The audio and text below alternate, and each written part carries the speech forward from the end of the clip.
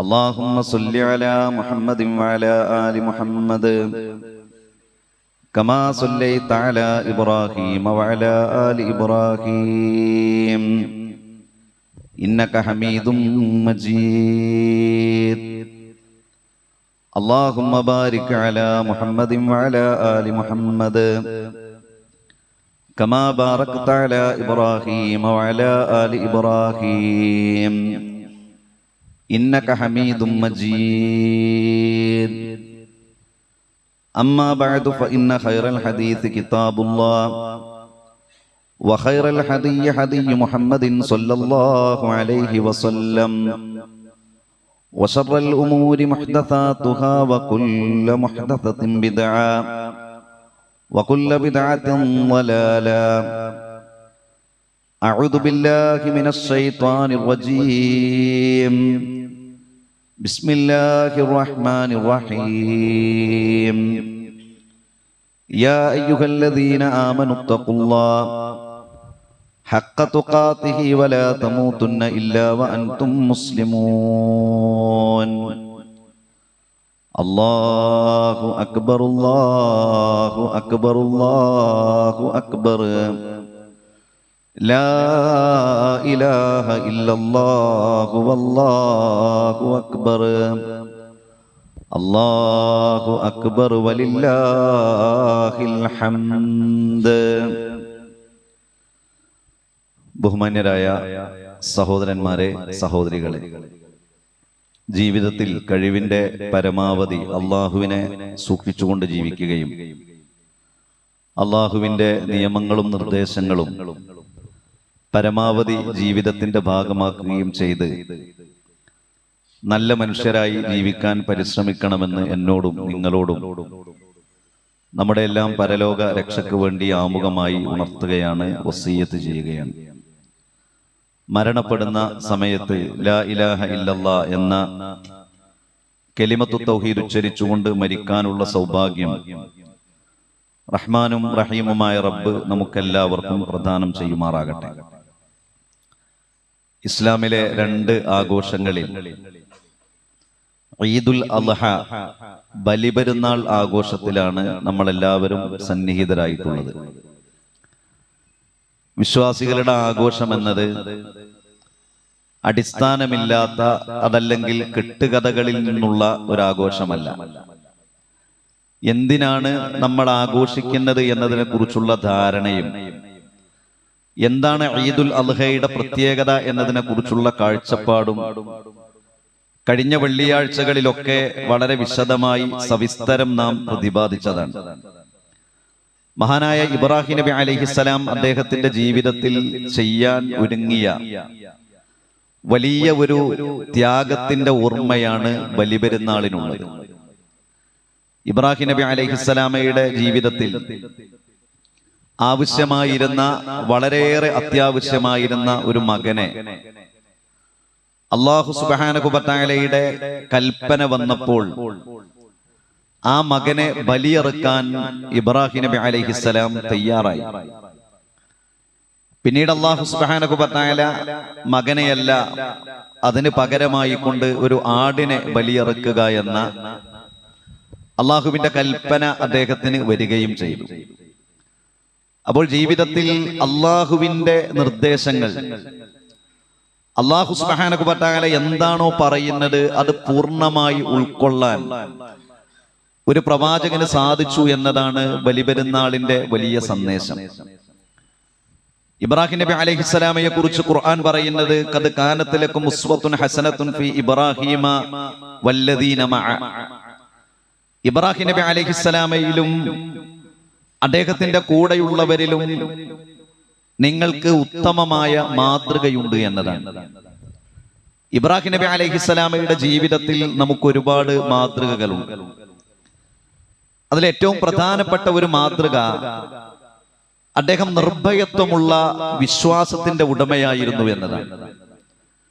ഇബ്രാഹിം നബി അലൈഹിസ്സലാം സ്വീകരിച്ച വിശ്വാസത്തിന്റെ പേരിലാണ്, ആദർശത്തിന്റെ പേരിലാണ് അദ്ദേഹത്തിന്റെ ജീവിതത്തിൽ അദ്ദേഹത്തിന് എല്ലാ പരീക്ഷണങ്ങളും നേരിടേണ്ടി വന്നത്.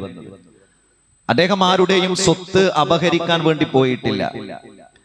ഏതെങ്കിലും സ്ത്രീകളുടെ പിറകെ പോയതിന്റെ പേരിലല്ല അദ്ദേഹത്തെ സമൂഹം ബഹിഷ്കരിച്ചത്.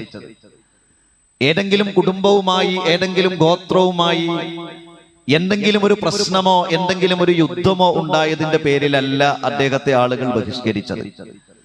അദ്ദേഹത്തെ അദ്ദേഹത്തിന്റെ പിതാവടക്കം, അദ്ദേഹത്തിന്റെ നാട്ടുരാജാവടക്കം, അദ്ദേഹത്തിന്റെ നാട്ടുകാരടക്കം അദ്ദേഹത്തെ ബഹിഷ്കരിക്കാനുണ്ടായ കാരണം അദ്ദേഹം സ്വീകരിച്ച ആദർശമായിരുന്നു. ആ ആദർശം എന്തുകൊണ്ടാണ് അദ്ദേഹം സ്വീകരിച്ചത്? ആ ആദർശം അദ്ദേഹം സ്വീകരിക്കാനുണ്ടായ കാരണം, ആ ആദർശം സ്വീകരിച്ചാലേ ഈ ലോകത്ത് നിർഭയത്വം ഉണ്ടാകുകയുള്ളൂ. ആ ആദർശം സ്വീകരിച്ചാലേ നാളെ പരലോകത്ത് അള്ളാഹുവിന്റെ കോടതിയിൽ രക്ഷപ്പെടാൻ സാധിക്കുകയുള്ളൂ എന്നതുകൊണ്ടാണ്. ആദർശം എന്നത് ഒരു വിശ്വാസിയെ സംബന്ധിച്ചിടത്തോളം വളരെ പ്രധാനപ്പെട്ടതാണ്. വിശ്വാസമുള്ള ആളുകൾ യഥാർത്ഥ വിശ്വാസം സ്വീകരിക്കാത്തതിന്റെ പേരിൽ പലപ്പോഴും ജീവിതത്തിൽ ഒരുപാട് പരീക്ഷണങ്ങൾക്ക് വിധേയരാകാറുണ്ട്. പലപ്പോഴും കുടുംബത്തിൽ ജീവഹാനികൾ സംഭവിക്കാറുണ്ട്. സ്ത്രീകളുടെ അഭിമാനം നഷ്ടപ്പെടാറുണ്ട്. സ്വന്തം മക്കൾ ലൈംഗികമായ അതിക്രമത്തിന് വിധേയമാകാറുണ്ട്. ഈ അടുത്തൊരു 4-5 ദിവസം മുൻപ് നാം കണ്ട ഒരു വാർത്ത, മാതാവിന്റെ ജീവിതത്തിലെ സന്തോഷത്തിനും സ്വാസ്ഥ്യത്തിനും വേണ്ടി 2 പെൺമക്കളെ ഒരു പുരോഹിതന് മുൻപിൽ കാഴ്ചവെച്ചു എന്നതാണ്. നിങ്ങൾ ആലോചിച്ചു നോക്കിയിട്ടുണ്ടോ? ഒരു പുരോഹിതൻ അതല്ലെങ്കിൽ ഏതെങ്കിലും ഒരു സന്യാസി കടന്നു വന്നുകൊണ്ട് നിങ്ങളുടെ കുടുംബത്തിൽ സന്തോഷവും സമാധാനവും ഉണ്ടാകണമെങ്കിൽ ഈ 2 പെൺമക്കൾ എന്റെ മുന്നിലേക്ക് വരേണ്ടതുണ്ട്, എന്റെ ഇംഗിതത്തിനും എന്റെ ആഗ്രഹത്തിനും അവർ തയ്യാറാകേണ്ടതുണ്ട് എന്ന് പറയുമ്പോ അതിന് കീഴ്പ്പെടുന്നത് നിരീശ്വരവാദികളല്ല, വിശ്വാസമില്ലാത്ത ആളുകളല്ല, മറിച്ച് വിശ്വാസമുള്ള ആളുകളാണ്. എന്നാൽ അവരുടെ ജീവിതത്തിൽ ഇല്ലാതായി പോയത് എന്താണ്? അവരുടെ ജീവിതത്തിൽ ഇല്ലാതായി പോയത് കറകളഞ്ഞ വിശ്വാസമാണ്. വളരെ കൃത്യവും കണിശവുമായ നിർഭയത്വത്തിന്റെ വിശ്വാസം അവർക്ക് ലഭിച്ചില്ല എന്നതാണ്. കേരളത്തിന്റെ പുതിയ നിയമസഭ തെരഞ്ഞെടുപ്പ് കഴിഞ്ഞു. അതിൽ മന്ത്രിമാരുടെ വാഹനങ്ങൾ ഓഹരി വെക്കുന്ന സമയത്ത് 13 എന്ന നമ്പർ കാർ എടുക്കാൻ ആരുമില്ലാതായി തീരുന്ന ഒരു സാഹചര്യം, ഒരു സന്ദർഭം. അത് പുതിയതായ ഒരു അനുഭവമല്ല, കഴിഞ്ഞ കാലങ്ങളിലൊക്കെ അങ്ങനെ ഉണ്ടായിട്ടുണ്ട്. എന്നാൽ ആ 13 എന്ന നമ്പർ കാർ ആരാണോ എടുക്കുന്നത്, അത് കേരളം പോലെ പുരോഗമിച്ച സാക്ഷരത കേരളം എന്നറിയപ്പെടുന്ന ഒരു സമൂഹത്തിൽ ദിവസങ്ങളോളം ചർച്ച ചെയ്യപ്പെടുന്നു. എന്താ കാരണം? അദ്ദേഹത്തിന് കൊടുത്ത കാറും ബാക്കിയുള്ളവർക്ക് കൊടുത്ത കാറും ഒരേ ക്വാളിറ്റിയുള്ള കാറാണ്. എന്നാൽ അവരുടെ കാറിന്റെ നമ്പറിന് വ്യത്യസ്തതയുണ്ട് എന്നതാണ്. 13 എന്ന നമ്പറുള്ള റൂം എടുക്കാൻ പ്രയാസപ്പെടുന്ന ആളുകളുണ്ട്. 13 എന്ന നമ്പറുള്ള വലിയ വാടക കെട്ടിടങ്ങളിൽ ആ നമ്പറിൽ താമസിക്കാൻ പ്രയാസപ്പെടുന്ന ആളുകളുണ്ട്. 13 എന്ന നമ്പറുള്ള കാർ എടുക്കാൻ അത് എന്തോ ഒരു അപശകുനമാണ്, അതൊരു ദുശകുനമാണ് എന്ന് വിശ്വസിക്കുന്ന ഒരു കാലഘട്ടം ഉണ്ടാകുന്നത് 2026-ലാണ് എന്ന് നാം ആലോചിക്കേണ്ടതുണ്ട്. എന്താണ് അതിന്റെ പിന്നിലുള്ള വസ്തുത? അത് വിശ്വാസപരമായ ദൃഢത മനുഷ്യർക്കില്ലാതായി പോകുന്നു എന്നതാണ്.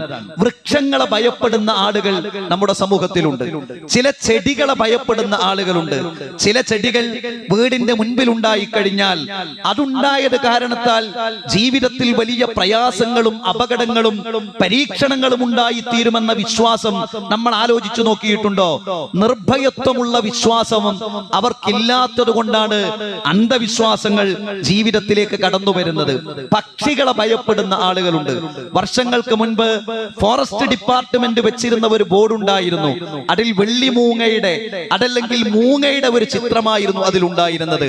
ആ മൂങ്ങയുടെ ഒരു സംസാരം പോലെ അതിൽ എഴുതിയിരുന്നത്, ഞങ്ങൾക്ക് യാതൊരു കഴിവുമില്ല കേട്ടോ, അതുകൊണ്ട് ഞങ്ങളെ നിങ്ങൾ ഉപദ്രവിക്കരുത് എന്നതാണ്. അതുകൊണ്ട് ചില പക്ഷികളെ ഭയപ്പെടുകയും ആ പക്ഷികൾ ഉണ്ടായിക്കഴിഞ്ഞാൽ ജീവിതത്തിൽ സന്തോഷവും സമാധാനവും ഉണ്ടായിത്തീരുകയും ചെയ്യുമെന്ന് വിശ്വസിക്കുന്ന ആളുകളുണ്ട്.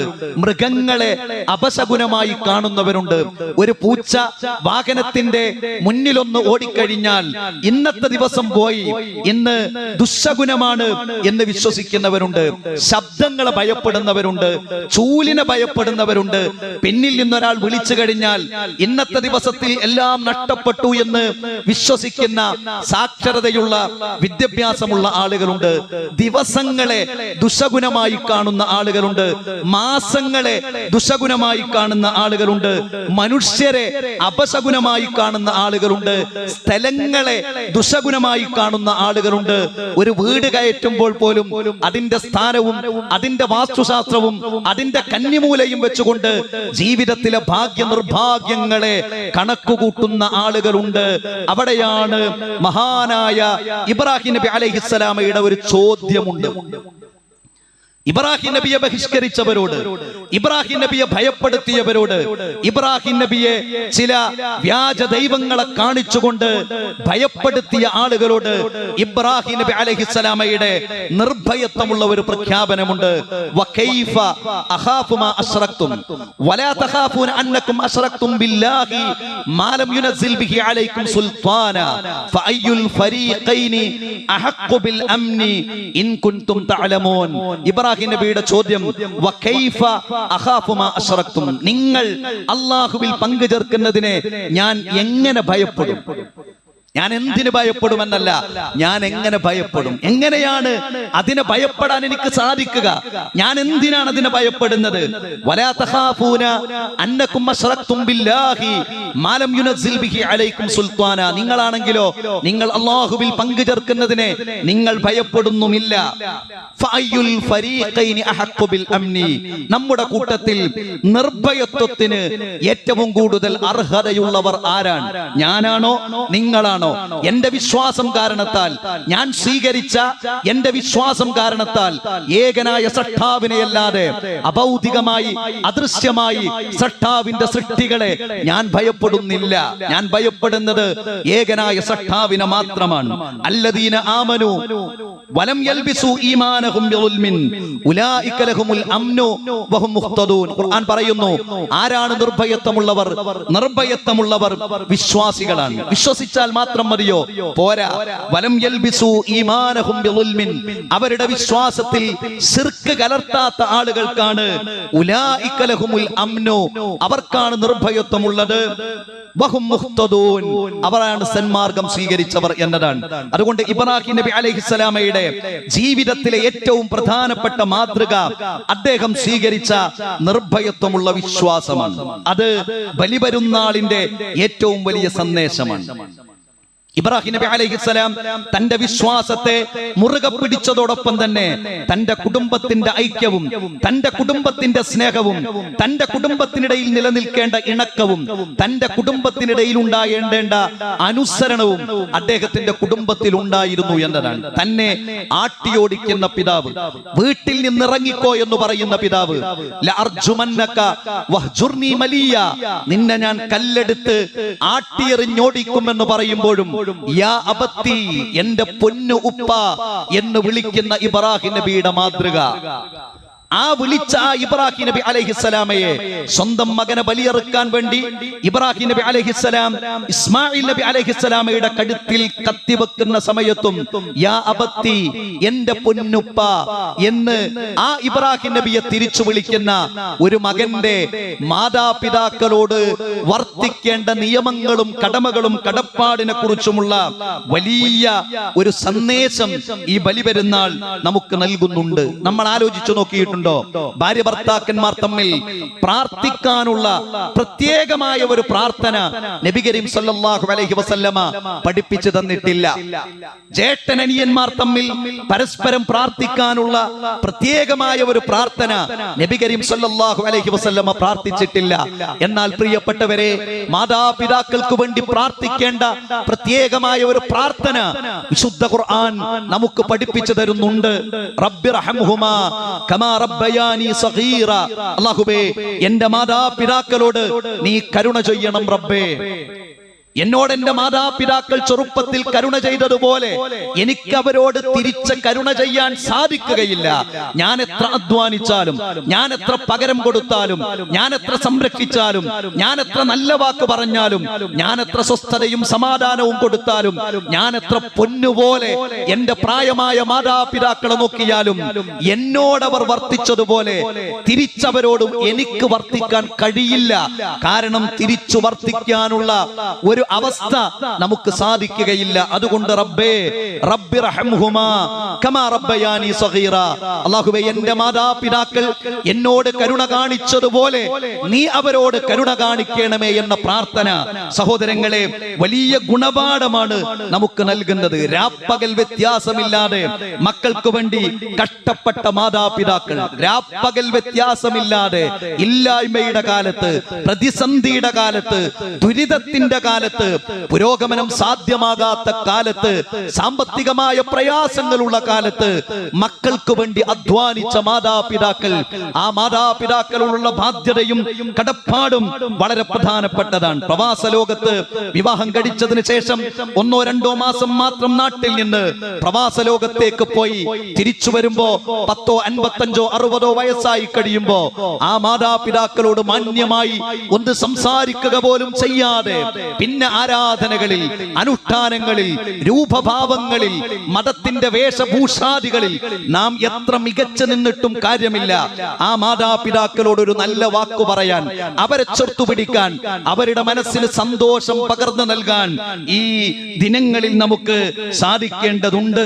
മരുമക്കളുടെ ഇഷ്ടത്തിനു വേണ്ടി ഭർത്താക്കന്മാർ ഭാര്യമാരുടെ ഇഷ്ടത്തിനു വേണ്ടി ചേർന്ന് നിൽക്കുകയും കുടുംബത്തിൽ മാതാപിതാക്കളെ അകറ്റി നിർത്തുകയും ചെയ്യുന്ന ഒരു കാലഘട്ടത്തിൽ മാതാപിതാക്കളെ ചേർത്തു പിടിക്കാൻ നമുക്ക് സാധിക്കേണ്ടതുണ്ട്.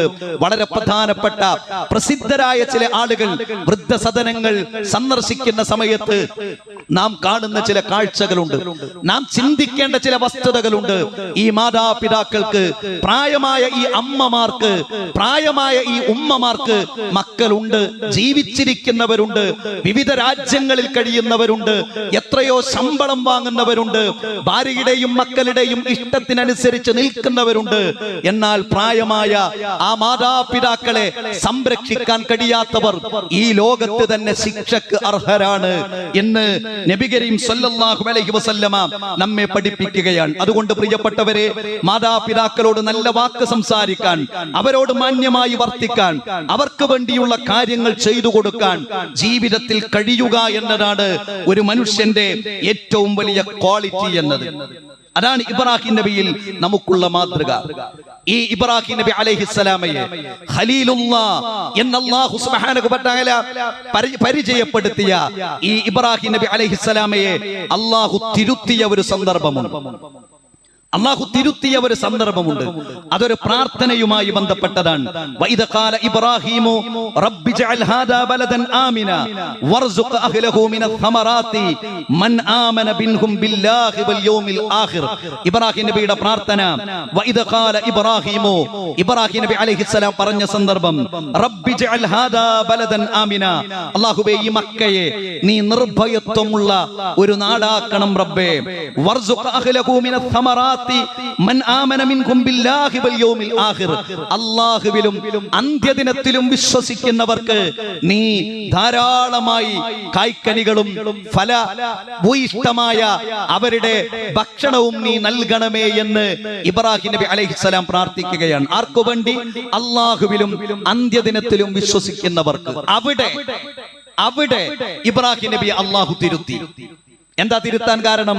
ഇബ്രാഹിം നബിയുടെ പ്രാർത്ഥന അല്ലാഹുവിലും അന്ത്യദിനത്തിലും വിശ്വസിക്കുന്ന, ഈ ലോകത്തും പരലോകത്തും വിശ്വസിക്കുന്ന, ഏകനായ സട്ടാവിലും പരലോക ജീവിതത്തിലും വിശ്വസിക്കുന്നവർക്ക് നീ റിസ്ക് നൽകണം, ഭക്ഷണം നൽകണം, ഫലവർഗ്ഗങ്ങൾ നൽകണം എന്നതാണ് പ്രാർത്ഥിച്ചത്. അല്ലാഹുവിന്റെ പ്രാർത്ഥന ഖാല വമൻ കഫറ, വിശ്വാസികൾക്ക് മാത്രമല്ല നിഷേധികൾക്കും അതുണ്ട് എന്നതാണ്.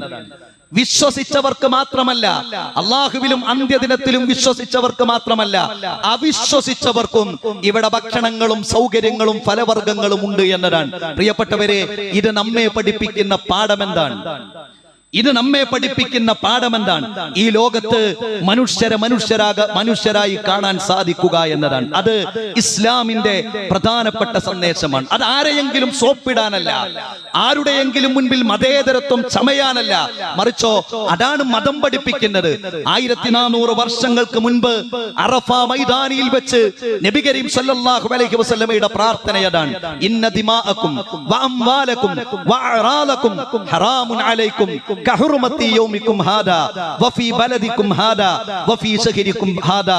മനുഷ്യരെ, നിങ്ങളുടെ രക്തം, നിങ്ങളുടെ അഭിമാനം, നിങ്ങളുടെ സമ്പത്ത് അത് പവിത്രമാണ്. നിങ്ങളുടെ രക്തം അത് പവിത്രമാണ്. അതൊരാൾക്കും ആ രക്തം ചിന്താനുള്ള അവകാശമില്ല. നിങ്ങളുടെ അഭിമാനം പവിത്രമാണ്, അത് ക്ഷതപ്പെടുത്താൻ ആർക്കും അവകാശമില്ല. നിങ്ങളുടെ സമ്പത്ത് പവിത്രമാണ്, അത് കൊള്ളയടിക്കാൻ ആർക്കും അവകാശമില്ല. ഏതുപോലെ കഹുർമത്തി യൗമിക്കും ഹാദാ, ഈ ദിവസത്തിന്റെ പവിത്രത പോലെ, അറഫ ദിവസത്തിന്റെ പവിത്രത പോലെ, ഈദുൽ ഹിജ്ജ മാസത്തിന്റെ പവിത്രത പോലെ, ഈ മക്കയുടെ പവിത്രത പോലെ പവിത്രമായിട്ടുള്ളതാണ് ഒരു മനുഷ്യന്റെ രക്തം എന്നത്, ഒരു മനുഷ്യന്റെ അഭിമാനം എന്നത്, ഒരു മനുഷ്യന്റെ സമ്പത്ത് എന്നത്. ലാ ഫദ്ല ലിഅറബിയ്യിൻ അലാ അജമിയ്യിൻ ഫദ്ലൻ ഇല്ലാ ബിത്തഖ്വ.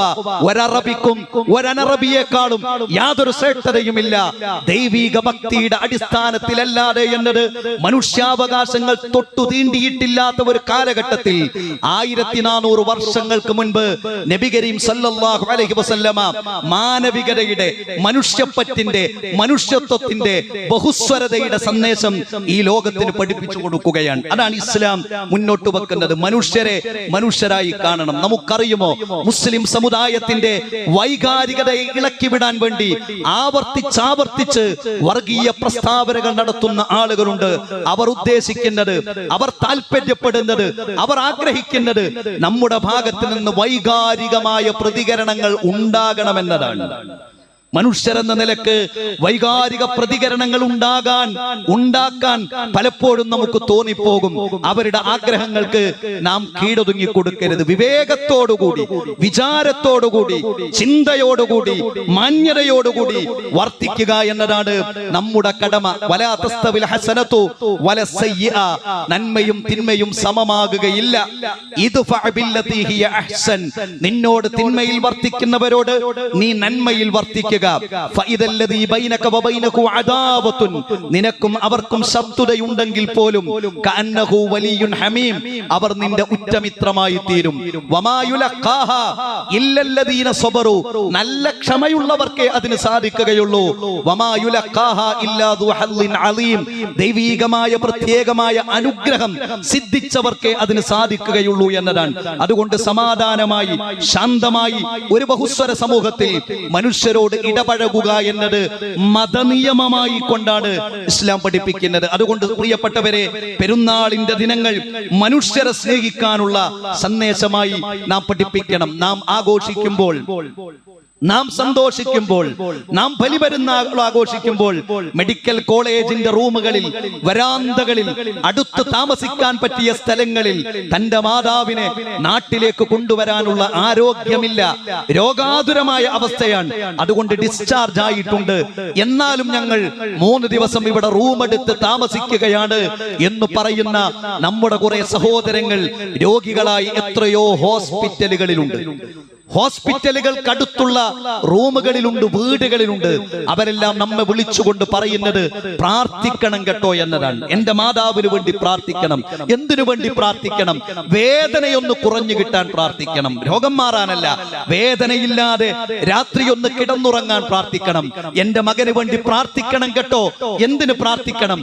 എന്റെ മകന് പ്രയാസമില്ലാതെ രോഗത്തിൽ നിന്ന് രക്ഷപ്പെടാൻ വേണ്ടി പ്രാർത്ഥിക്കണം. എന്റെ ഭാര്യക്ക് വേണ്ടി പ്രാർത്ഥിക്കണം കേട്ടോ.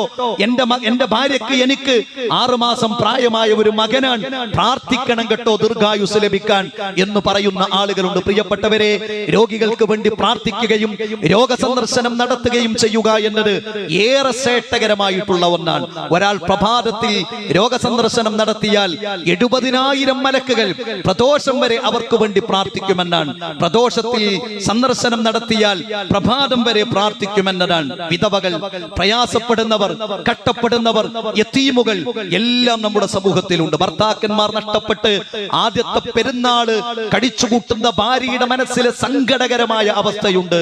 അവരെ സമാശ്വസിപ്പിക്കാൻ നമുക്ക് കഴിയണം. പിതാവ് നഷ്ടപ്പെട്ട മക്കളുണ്ട്, വികലാംഗരായ മക്കളുണ്ട്, ഭിന്നശേഷിക്കാരായ മക്കളുണ്ട്. അവരെയൊക്കെ നമ്മുടെ സന്തോഷത്തിന്റെ കൂടെ ചേർത്തു പിടിക്കാൻ നമുക്ക് കഴിയുക എന്നത് നമ്മുടെ പെരുന്നാളിന്റെ സന്ദേശമാണ്. പെരുന്നാൾ എന്നത് അള്ളാഹു എന്തു പറയുന്നു അത് ഞാൻ അനുസരിക്കും എന്നതാണ് ഇബ്രാഹിം നബിയുടെ ജീവിതത്തിലെ സന്ദേശം. അത് സ്വന്തം മകനെ ബലിയെറുക്കാനാണോ, അതിനും ഞാൻ തയ്യാറാണ് എന്നതാണ്. അതുകൊണ്ട് അള്ളാഹുവിന്റെ നിയമങ്ങൾ അനുസരിക്കുക എന്നത് നമുക്ക് അഭിമാനമാകണം. നമ്മളൊരു അഡ്ജസ്റ്റ്മെന്റ് മുസ്ലിം ആകരുത്. നമുക്ക് 500 കൊല്ലം ഈ ലോകത്ത് ആയുസില്ല, 1000 കൊല്ലം ആയുസില്ല, 100 കൊല്ലം ആയുസില്ല. നമ്മളൊക്കെ നമ്മുടെ നല്ല കാലം പിന്നിട്ടവരാണ് പലരും. നമ്മളൊരു അഡ്ജസ്റ്റ്മെന്റ് മുസ്ലിം ആകരുത്. ഇസ്ലാമിക നിയമങ്ങൾ നമുക്ക് അഭിമാനമാകണം. നാം ധരിക്കുന്ന വേഷം അത് ഇസ്ലാമികമാകണം. സ്ത്രീകൾക്ക് ഇസ്ലാം പറഞ്ഞ ഒരു വേഷത്തിന്റെ രൂപമുണ്ട്. അത് ഏതാഘോഷമാണെങ്കിലും എന്റെ മതം പറഞ്ഞ വേഷമാണ് എനിക്ക് അഭിമാനമെന്ന് വളർന്നു വരുന്ന നമ്മുടെ മക്കൾ തീരുമാനിച്ചാൽ അപ്പോഴാണ് അവർ അള്ളാഹുവിനെ അനുസരിക്കുന്നവരാകുന്നത്.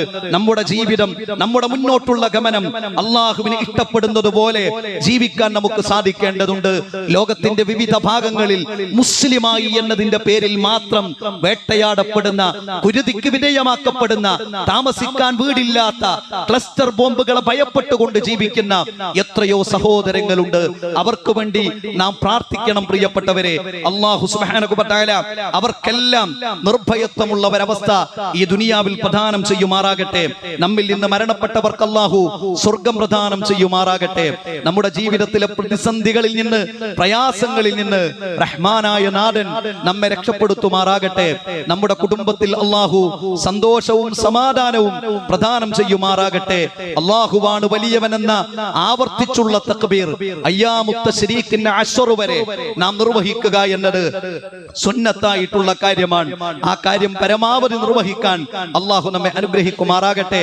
അല്ലാഹുമ്മ ഇന്നാ നഊദു ബിക മിൻ സവാലി നിഅമതിക വതഹവ്വുലി ആഫിയതിക വഫുജാഅതി നിഖ്മതിക വജമീഇ സഖതിക റബ്ബനാ ആതിനാ ഫിദ് ദുനിയാ ഹസന വഫിൽ ആഖിറതി ഹസനതൻ വഖിനാ അദാബൻ നാർ റബ്ബനാ തഖബ്ബൽ മിന്നാ ഇന്നക അൻതസ് സമീഉൽ അലീം വതുബ് അലൈനാ ഇന്നക അൻതത് തവ്വാബുർ റഹീം വഗ്ഫിർ ലനാ യാ ഗാഫിറൽ മുദ്നിബീൻ വൽഹംദുലില്ലാഹി റബ്ബിൽ ആലമീൻ. അസ്സലാമു അലൈക്കും വറഹ്മത്തുള്ളാഹി വബറകാതുഹു.